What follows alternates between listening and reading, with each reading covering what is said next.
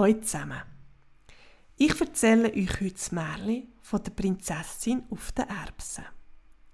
Das Märchen hat Hans Christian Andersen geschrieben. Es war einmal ein Prinz, der wollte eine richtige Prinzessin heiraten. Er ist um die ganze Welt gereist, um eine richtige Prinzessin zu finden.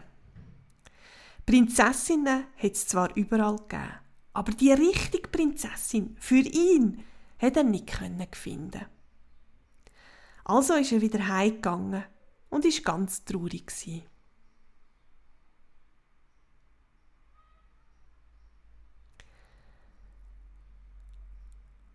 An einem Abend ist ein schreckliches Unwetter aufgekommen. Es hat blitzt und donnert und geregnet wie verrückt. Am alten Schlosstor hat jemand geklopft. Und die Königin und der Prinz sind aufmachen. Draussen vor dem Tor ist eine Prinzessin gestanden.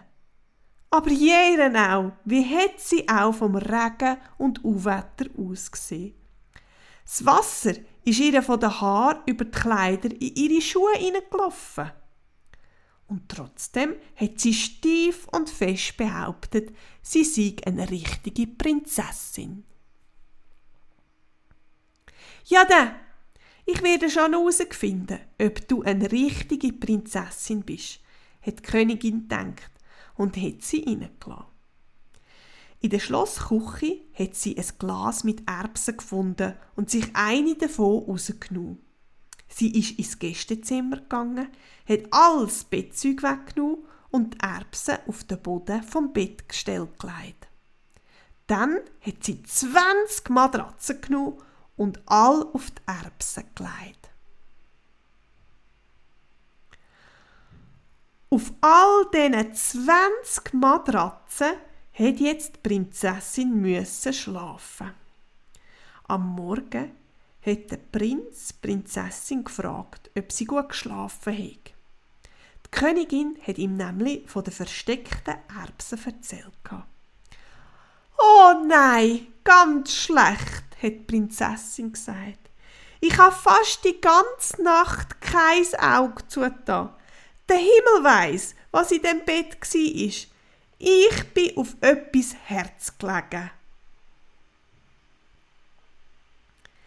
Jetzt hat der Prinz gewusst.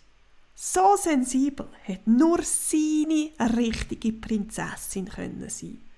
Da hat der Prinz die Prinzessin gefragt, ob sie seine Frau werden will. Ob sie ja gesagt hat, weiss ich nicht. Aber die Erbsen soll bis heute in der Kunstkammer von seinem Königreich aufbewahrt sein. Das ist das Märchen von der Prinzessin auf den Erbsen. Ich hoffe, es hat euch gefallen. Bis gleich wieder. Tschüss!